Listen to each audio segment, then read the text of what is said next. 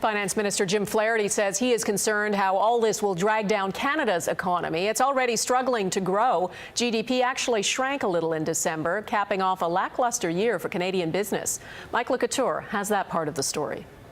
The bat-building business hasn't been booming of late. Mirroring Canada's GDP, growth here has been more like a bunt instead of a home run. We obviously try and respond and stay optimistic and all the rest, but you know, we do have to stimulate the economy and get people working. Weaker manufacturing numbers dragged down the economy in the last quarter of 2012. GDP growth was only 0.6%. It caps a year where growth slowed to just 1.8%, the smallest amount since the recession in 2009.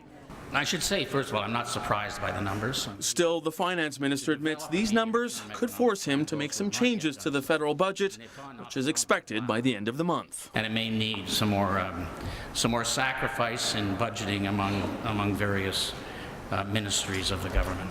But opposition parties say conservative cuts made in the last budget are the reason behind the disappointing GDP numbers. Going through austerity cuts actually have a negative impact on growth, and not only on growth but also on job creation. We want to see the numbers pushing up at 3 and 4. Now, Ian Lee agrees GDP should be stronger, but he blames the lack of growth on the slowing economies of our two largest trading partners, the U.S. and European Union.